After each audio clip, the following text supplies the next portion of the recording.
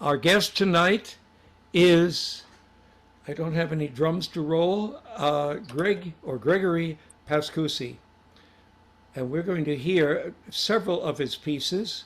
And Okay. the first one is a piece that was premiered, well, now 2 weeks ago, actually, a week and a half ago, which is called Prayer for Ukraine. And Greg is going to tell us a little something about it, and then we're going to hear it. Okay. Well, yeah, like a lot of people have been affected by what's happening in Ukraine. It comes close to home because my wife is from next door in Romania. Plus, we've both been involved at a Christian music festival in northern Hungary with people from 30 some Oh, countries, including Russia and Ukraine. And in a happier time, I've been to Russia a few times, oh, um, and even had a piece played by one of the Russian army bands, which seems utterly unimaginable now. But in any case, this little piece is based primarily on the guy's name is like Myeloko Lysenko, who actually wrote Prayer for Ukraine. There's loads of performances on YouTube, and there's a few quotes from Great Gate of Kiev and the Ukrainian counterpart, the Taps. And a part of the thinking, it started off as a trumpet piano piece, and now there's loads of versions. Um, and what I've been doing is sending it to a lot of people, essentially giving the piece away, but asking that they make a donation for Ukrainian relief to an agency or charity of their choice. Um, and partly what brought this about, and this will be a very tiny rant, um, the situation I've had with publishers. I have things with about 6 or 7 publishers, but they do nothing to promote it. They only pay royalties if they sell quite a few copies. So I thought, well, and if, so the pieces aren't going anywhere. Why don't we get the pieces out where people actually have access to them, and then send money to people who really need it, not to publishers who aren't really doing much to help. And so much for the rant. So this is with a college community orchestra in Annapolis. Uh, it's a mixed bag of players. The English horn player is quite good. She was with the Naval Academy band. The strings for this kind of orchestra, or not for this kind of group, not too bad. The trumpets weren't having their best day, but that they're only on for a few bars. So this is a abridged version of the piece. This is about a 6-minute version. Counting 10 seconds of silence at the end, followed by applause. So now we will hear Prayer for Ukraine.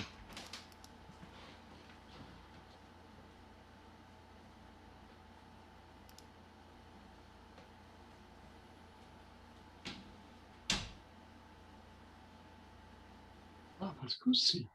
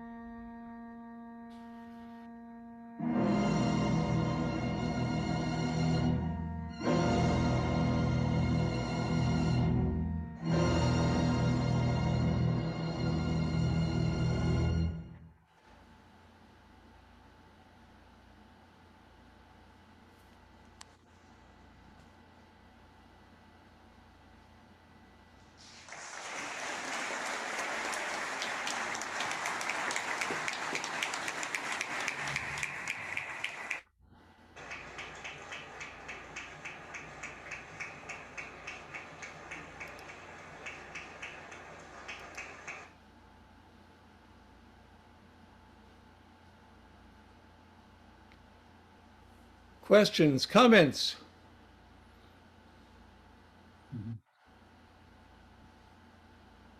Beautiful. So this is an arrangement that you did on a melody that was created by somebody else? Yeah, most of the tune, the Prayer for Ukraine by Lysenko, it's a sort of national hymn of Ukraine, I guess a bit like Finlandia would be for Finland. Mm-hmm. So it is tonal at the Yeah. time, and you've worked with it. And Yeah, the harmonies are different, but you can find loads of recordings of the hymn in the sort of just very, very well done arrangements, including one by the Air Force Band, by the way. mm-hmm. What's the difference between a composition and an arrangement? Oh, Well, this is sort of that gray area because it's using pre-existing material. The harmonies are different, and then some other liberties are taken here and there. yes. It's hard to describe because it's more. In fact, I have difficulty trying to describe the writing process because it's sort of intuitive. Music sounds that way always. It sounds inspired. It doesn't sound cold and calculating. Would not be No, words. Yeah. Another way of asking the same question would be, what did you do to the melody to turn it into something beautiful that is you? Oh, thank you. That's a very kind thing to say. Well, the tune itself is already a beautiful tune.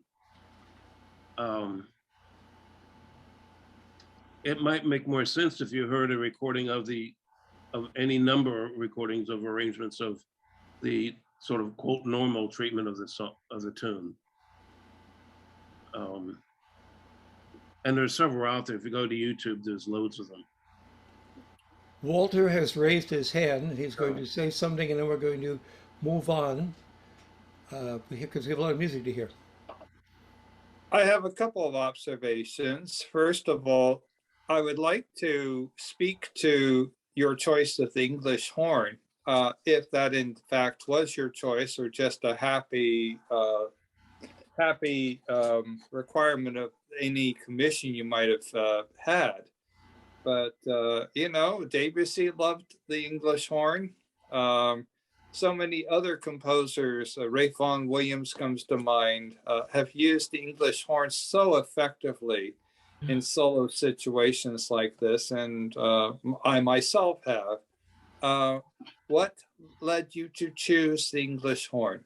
Well, it's funny, like I said, it started off with trumpet and piano, and there's a trumpet piano version that I've sent to many people. There's a French horn piano version that'll be done at a conference next week.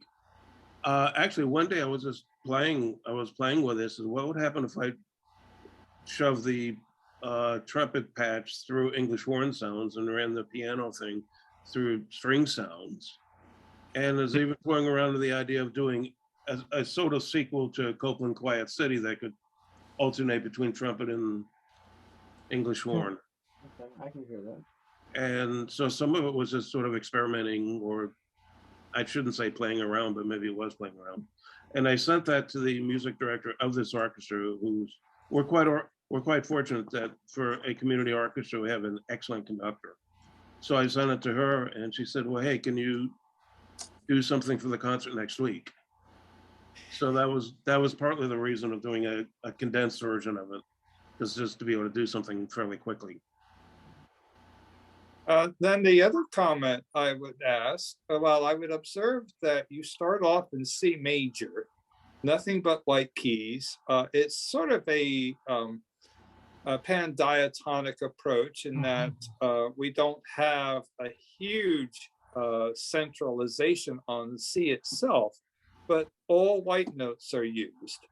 And then about midway through, black notes, accidentals start to creep in.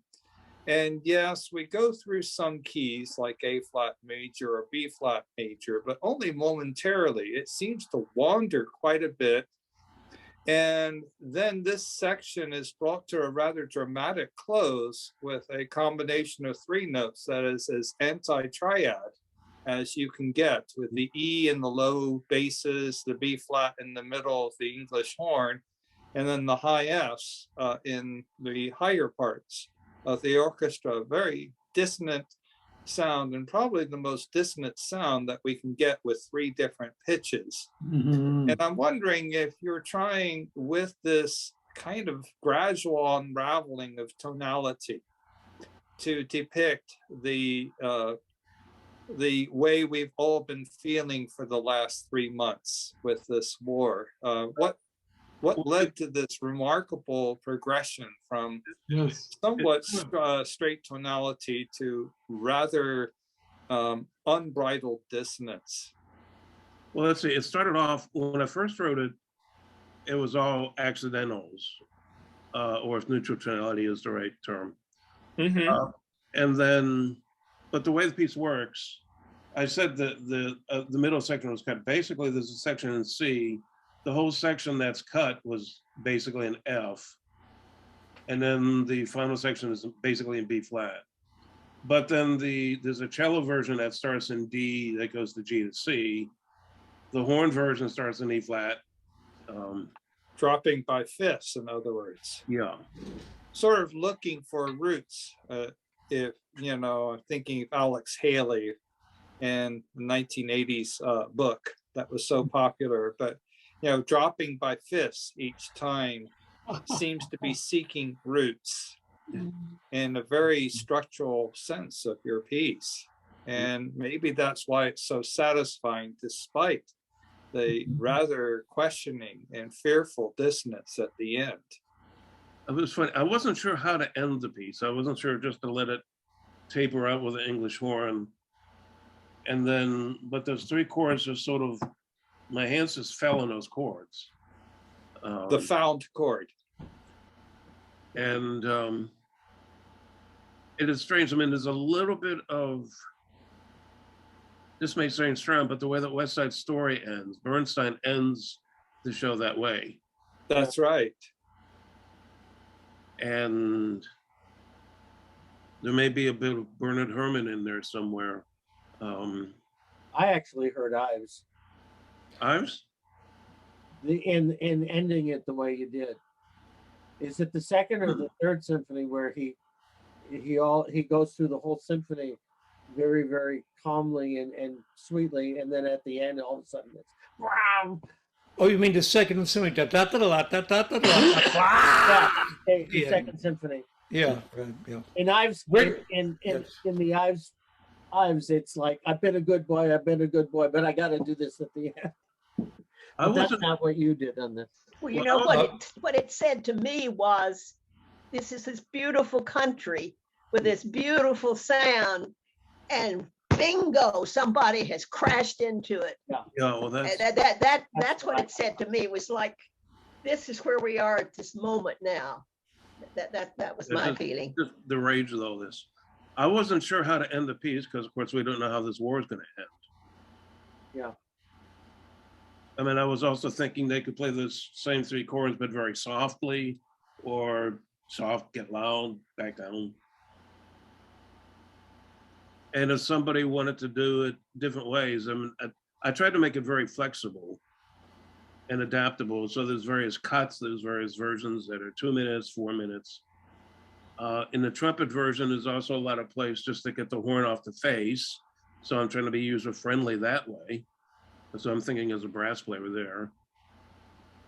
Where with the string, I added some things to the cello version because I don't have to worry about that sort of thing. We're going to move on now.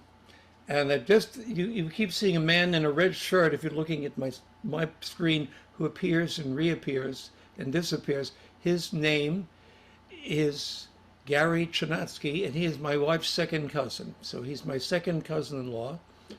And he's listening to this music, and he keeps hearing music. He's been staying with us for a few days. Now, next we're going to hear Vocalese for Novgorod. And Greg is going to tell us in 2 minutes something about that piece. Well, I mentioned having gone to Russia 4 times with a Christian chamber group from the London area.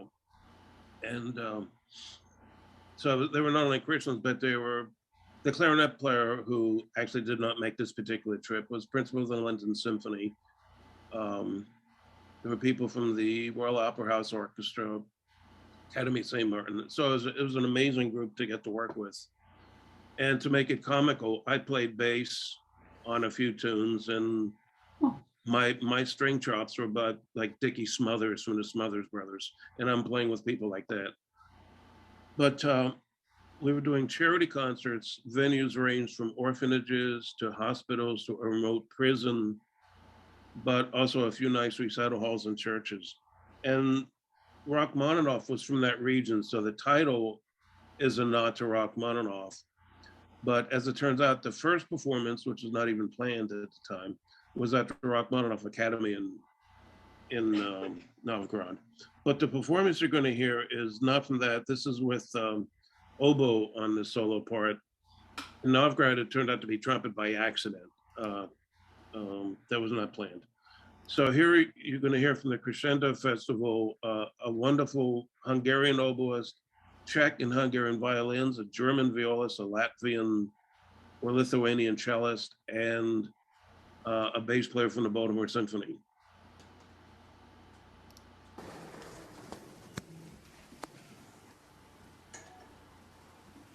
Mm.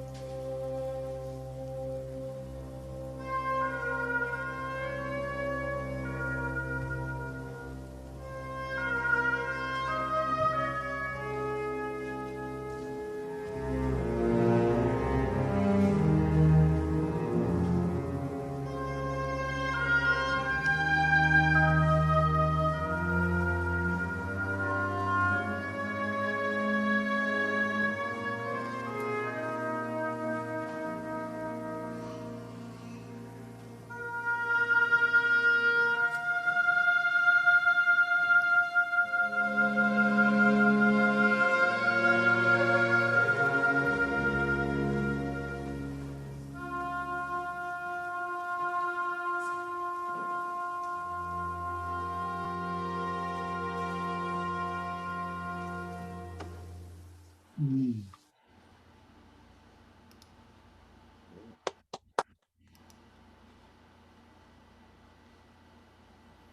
Mhm. Somebody speak, especially if you haven't spoken and especially if you're muted, like Donald or Ian or. All right, fine. Uh, I uh, I would like you to talk, Greg, if you would, about excuse me, your philosophy uh, with music and emotion, because I feel like there's a very organic train you've taken us on in these pieces, and it's certainly, at least with my academic training, uh, I listen to lots of chromatic music by the nature of my courses, but this music really speaks to me, and I'm curious. I'm just curious the philosophy, the from the tempos to the modalities and the like. Maybe if the what those might represent beyond just your style, because I feel like both these pieces and their narratives, the scales and the moods have a lot to say with it. And I'm not sure if that's just your style, but I'm curious what these kind of represent in the storyline and the narrative of these pieces. What are some of these techniques? How do that? What is their character in the narrative of the music? If that makes sense. Okay, I'll attempt to answer that. Part of it, well, unlike most of you, I'm largely self-taught, or my formal education is pretty sketchy. So, and so when I said process tends to be more intuitive. I do remember one time when I was a kid, I gave an hour lecture on composition, and I can't imagine what I said because I couldn't do a 2-minute lecture on composition now. Part of this was written, well, it's supposed to be a gesture of friendship, as it were, to the people of Novgorod. This is back when we had a much better relation with Russia. But our problem now is not with the Russian people, it's with the powers that be. I guess in a way it may sound a bit, whether intentionally or unintentionally, like a cross between Copland and Shostakovich. Quiet shtetl, something, who knows. One thing I learned, and Eric would appreciate this because we were in the service band, I used to write much more sort of academic stuff, some 12-tone things, aleatoric things, whatnot. And we could only do those occasionally with the band because we played public concerts for just general audiences who wouldn't relate to that. And I did have some dealings with a rather hard-nosed colonel. Eric is laughing at this because he lived through it. We sort of kiddingly thought that it was like a small scale thing of Shostakovich dealing with the Politburo. But with him, I had to learn the idea of writing music that a general audience could relate to on a first hearing, and the musicians in the band could at least stomach it the 20th time around, where there was enough musical interest there. So it's writing on a lot of different levels, where somebody who's more sophisticated, they could understand the structure and whatnot. But, somebody in Oklahoma go like, that boy sure can move his fingers fast. Ain't that pretty cool? Writing all these very, very different levels. And also, maybe because I'm getting a little older, I'm more interested in trying to write something that might touch people, or at least something they might like, than merely trying to impress them. At this point, I'm not trying to get the name out there. I'm trying to get the music out there. The name can go along for the ride. That probably doesn't begin to answer your question, but Before we move, well, not before we move on, we should move on. I just wanted to say one thing from a Christian standpoint. St. Paul says, we do not war against flesh and blood, but against principalities and powers, and spiritual wickedness in high places. And Jesus said that the thief comes but to steal, kill, and destroy. We've seen a lot of that in our country on both sides. And we see it also, obviously, in Ukraine. And probably other places it's going on, but we don't hear about it on the news, but it's happening anyway. So our enemy is not flesh and blood. And so we want to be very careful, even though sometimes you have to have a military response or verbal response, to recognize that's the source of the problem. That also goes in terms of churches, your family, anything else. There is somebody who really would like to divide us, and there's somebody else who died and rose again to unite us. Now, next we're going to hear meditation on a Swedish hymn tune, and which the Swedish hymn tune is How Great We Are. So what I'm going to do is I'm going to read what Greg wrote about it, and then we're not going to have Greg talk about it. Then I'm going to put the piece on. A Russian connection here is we got this hymn, How Great Thou Art, from Sweden via Russia. Not sure, but I think the tune itself was a Swedish folk tune adapted into a hymn. This setting was written for United Kingdom-based Christian group called the New English Orchestra, also known as the New European Orchestra, for a concert in Salzburg, Austria. It was written partly as a response to the First Gulf War, perhaps one of the earlier jolts of a new reality. The first performance was with the NEO at St. Peter's Church in Salzburg. Interesting to do concerts where that Mozart kid did some of his gigs. The video is the second performance 27 years later at the Credo Chamber of Music, an annual Christian festival held at Oberlin Conservatory. Yep, that's Oberlin. How Great Thou Art is, of course, associated with George Beverly Shea singing it at countless Billy Graham crusades. The note is from one of Graham's longtime pianists, Ted Smith. We don't have the note here right now, and it's a very wonderful note. Ted Smith, along with Donald Hustad and John Innes, were more serious musicians than you might expect if all you ever saw were Graham's crusades. The routine seemed to be if Hustad was on organ, Innes did piano, but Smith was on piano, Innes did organ. Sounds very Baptist, right, Jerry? Innes did. How I got to know then John is a story in and of itself. Role models for the sort of hymn tune setting: William Schumann, New England Triptych, wind band pieces like, of course, Schumann's Chester Overture, Howard Hanston Chorale and Alleluia, Williams Tallis Fantasia, Mendelssohn Reformation Symphony, etc. As I did a lot of band stuff as a kid, Vincent Persichetti, Percy Granger, and others were also part of my musical DNA. And now I'm contradicting myself. Do you want to say something? I'm sorry, I was kind of cutting off. This composer friend of ours writes this great music. No, that's fine. I think you said all that needed to be said.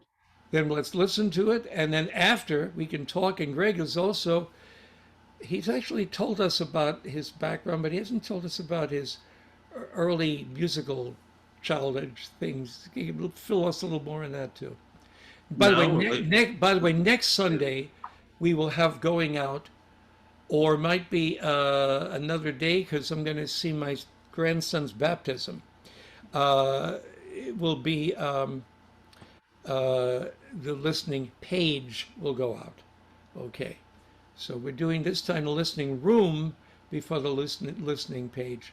I think the listening room is more fun than the listening page too, by the way. And I know more people, I'm sure, are hearing what's going on because of it. Here we go. And I need to put on share screen.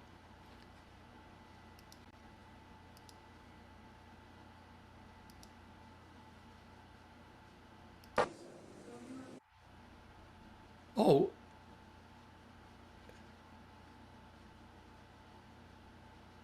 Did I click the wrong? No, I didn't. Yes, I did. This is great. Is this the wrong piece? Yeah.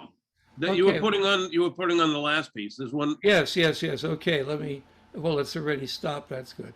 Okay, let's turn that off. Let's try that again. Okay. There, that meditation on a Swedish tune. That one.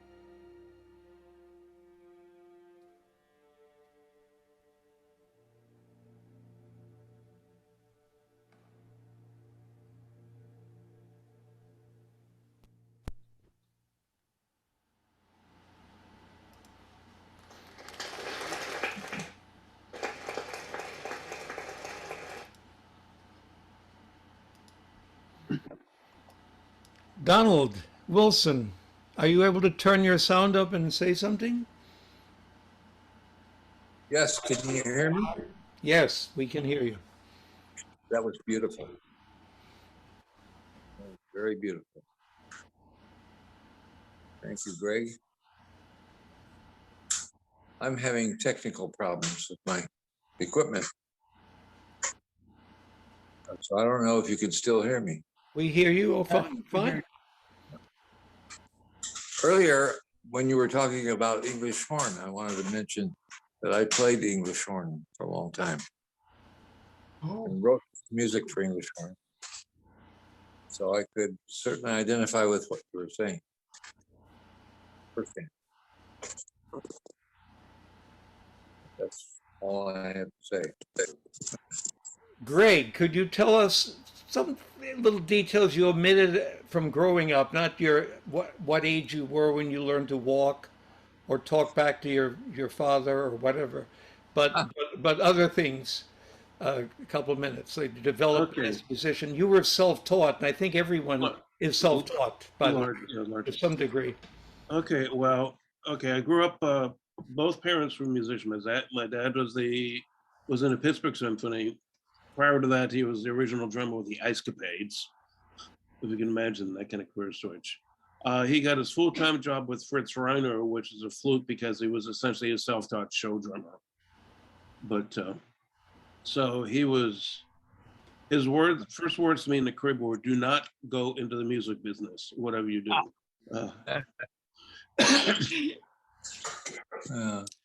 And various other things. And he did everything he could to dissuade me from it. He had me talk to his buddies in Pittsburgh, how lousy the business was, etc.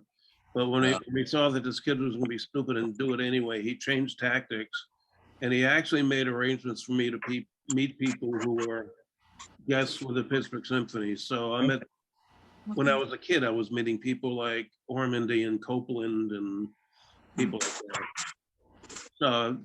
And a lot of it was growing up around the orchestra, just watching what they do. So maybe what it's like being largely self-taught. If you can imagine a kid growing up in a forest and he knows every tree in the forest, but he doesn't know the proper scientific name for any of them. But he knows on an intuitive level. So maybe it's a little bit like Tarzan and Boy and Cheetah. So then I was studying mainly trumpet, but also some other instruments. I did get a chance to study with Karel Husa at a music festival in North Carolina. That was only for a few weeks, but then we touched base or visited on occasion for some time after that. Thank you. And interesting, there's few interesting Husa stories actually. One, we were having a student composition concert on a Saturday or Sunday afternoon. And Mr. Husa was there, of course, but he was not in a business suit. He just came in his sort of grubbies because this Pulitzer Prize winning composer put himself to work as a stagehand, moving the music stands, shoving the piano around, whatnot, for a student recital. So, and he was trying to tell us that, hey, this is also important. What the behind the scenes people do is also important. It isn't just, you getting the attention. To be greatest of all, you have to be least of all and servant of all. Yeah, good point. And then with the military, I went to Pitt as an experimental student for a year, which is that was a mixed bag. That was the University of Pittsburgh. And I was hoping to transfer to New England, which is where I really wanted to go, or Juilliard or someplace. But the draft board intervened. Vietnam was still going on. So I made the round of service band auditions. First was with the Air Force Band, and I played a terrible audition. But they offered me a job in a ceremonial band, and I was stupid enough to think, well, no, I want to be in the concert band. It says, well, no, you don't want to be in Vietnam. no. So I was stupid. Then I did a Marine Band audition, which went better, but didn't get the gig. But I did get a job with the West Point Band. So And then, so I wound up initially playing bugle in the West Point band, but then doing other jobs, then transferred to the field band a few years later. And as far as re-up talks, you expect that from the re-enlistment sergeant, but I got re-up talks from Huso, Freddie Mills from the Canadian Brass, Don Tyson from the Baltimore Symphony, Leonard Rose, the cellist, who said he almost wound up in the Navy band, but he flunked the physical. So it turned out to be, in both these groups, particularly the field band, I did 10 years in the trumpet section until I had a falling out with a colonel. Then they threw me made me the piano player for the chorus for 6 years until I figured out that I'm not Van Cliburn. Then they put me with a pop group for 4 years, and then on the arranging staff, and then 2 years as the interim of the Jazz Ambassadors, which is a terrific, if sometimes frightening experience, and then closed out with the arranging staff. So it's not a normal Orthodox kind of career, but one high point was initially getting in touch with Christian musicians in the UK, which led to contact with such musicians in the States and throughout Europe. And a second life there, summer leaves, going and working with these groups and writing for them and whatnot. So it's nice to be able to combine one's faith and one's art on a good level. And something I appreciate about those groups and this one is that it largely shatters the stereotypes that a lot of people have of Christians of being anti-intellectual, not terribly bright, etc. Well, when you have a room full of composers, that kind of blows away that stereotype. If I could say something, since Don Wilson in August did a fabulous listening page, a tribute to Carol Husa on his 100th birthday. What would have been his birthday was his birthday, and Don and Rick Sersha and Greg Pascuzzi and Ian Guthrie, all of whom are on right now, wrote. Everybody is here except Frank Felice. So they each wrote pieces as a tribute to Carol Husa. So that's just a nice tie. That's a great job. That's wonderful. Now we're going to hear this incredible piece. If you like shopping malls as much as I do, it probably wouldn't interest you one way or the other. Yeah. But the music you're going to hear done in a shopping mall. Shall I set this up a little bit? Yes, I guess you should. Do you have a timpani maybe first? You could do a roll and then. Okay. Well, you've noticed we've had no brass. We've had no brass on this so far. We're going to make up for that in a serious way now. Terry Everson, who's a superb trumpet player in Boston, he was hosting the International Trumpet Guild one year, and he asked for a closer for the Festival of Trumpets. He wanted something that combined everything from natural trumpets, C trumpets, B flat trumpets, picks, rhythm section, timpani, and Marvin Stam blowing some jazz. So this piece has 40-some trumpet parts, but they're all divided up into groups because it's 360 degrees, 3 levels. So the parts are divided: top left choir, top right choir. Nobody is playing less than a 6th trumpet part, because could you imagine what it's like to be assigned to play assistant 38th trumpet? That wouldn't happen. So this is a flash mob before flash mobs became fashionable. And this is based on the William Byrd tune, Earl of Oxford March. So it starts off pretty, supposed to sound Renaissance, goes to other stuff, then it gets into the Renaissance funk section, if you want to call it that. And this is all in a shopping mall. And so now the camera work is going to look like the Blair Witch Project. You might get a little dizzy, but so take some Dramamine and you'll be okay. Now, except for one man in the audience who kept eating a lemon Slurpee. Yeah. Behind Greg or other people, I forget. Yeah. Seeing him, I think the audience was very respectable. And this is a really incredible piece. So let me share the screen. I'm beginning to know how to share screens. I still don't share food as much as screens. And here we go. Fantasia on a theme by William Byrd, Earl of Oxford.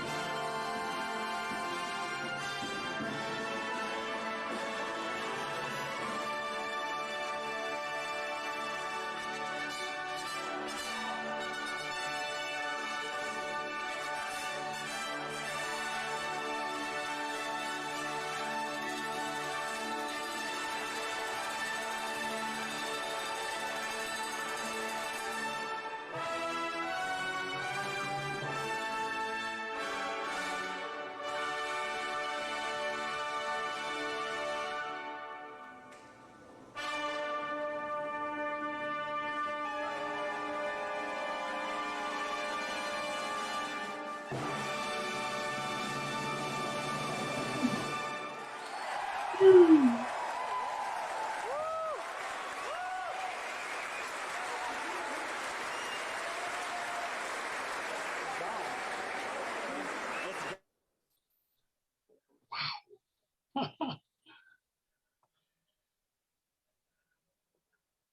is quite something. I bet you the guy eating the Slurpee even liked it. Every brass player's dream. Yeah, and well, working with a great bunch of players there. And Bill, I hope when you edit this, you can sort of edit the indiscreet things I said earlier, in case anybody sees it. These were wonderful players. They're college profs, freelancers, orchestral players. We had a 1-hour rehearsal the day before in the college auditorium and a run through the day of. That was it. It didn't take a lot of rehearsal. None of the individual parts were that hard, except for some insanely high piccolo trumpet stuff. And when I was counting tempo back in, it may have sounded like I was angry. It wasn't. I'm just trying to project in a huge space. Well, we saw you when you were more immature there Mm-hmm. than now, Gregory. And in addition, we have not heard yet from Jan or from Alan. Do you have anything to say, either of you two guys?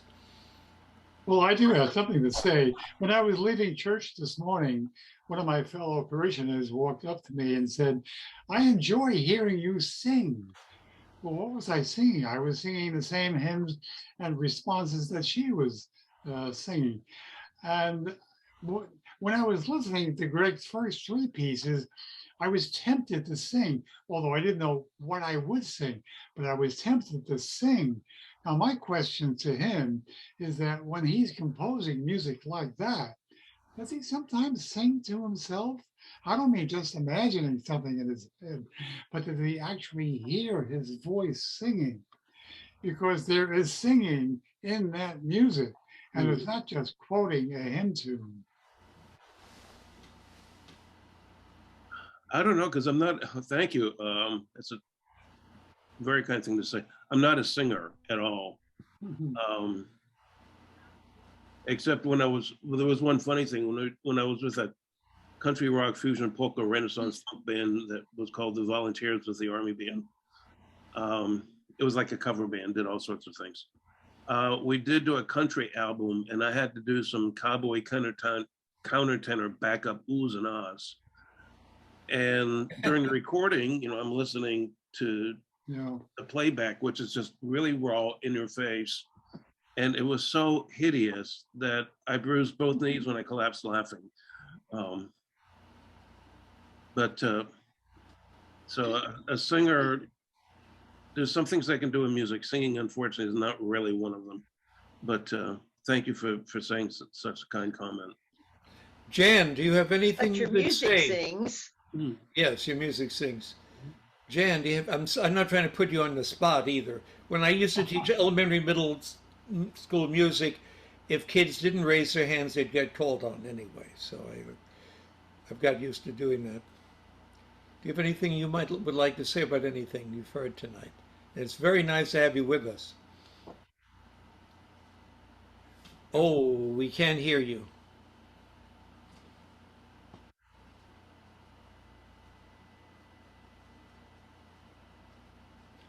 Jerry, can you lip read? I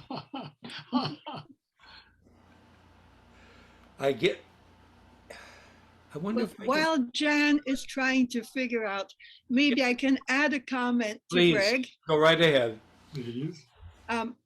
I've noticed a lot of singing instruments in the music that we have heard today. You had a vocalise, which is usually something for a voice, but the oboe was a wonderful singing instrument, and all the melodies that you had before.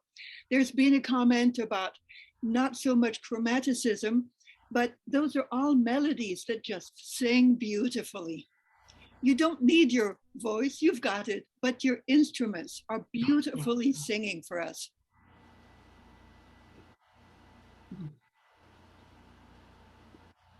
I'm sure whatever Jan would have said would be very appropriate. very edifying to all of us. But Jan, nod your head if you agree with me. Or she hears us, okay. Anyway, we very enjoyable evening having Greg's music and Greg. And it's very enjoyable to have each of you with us today. And God bless you and keep you. And thou dost keep him in perfect peace. That in Hebrew originally is, thou dost keep him in peace, peace, shalom, shalom. Thou dost keep him in perfect peace, whose mind is stayed on thee, because he trusts in thee. So trust in the Lord with all your heart, and don't lean to your own understanding. Okay. In all your ways acknowledge him, and he will direct your paths. Have a good night. Keep up the good work, and if you're doing anything wrong, Jesus forgives you, and he'll help you through the next day. Okay. God Okay. bless you. Thank you, everybody, for joining in with us. Thank you so much, for Greg. coming. Thank you for sharing, Greg. Good to Yes. see everybody. So much, Greg. Beautiful job. Thank you. Good to see you guys.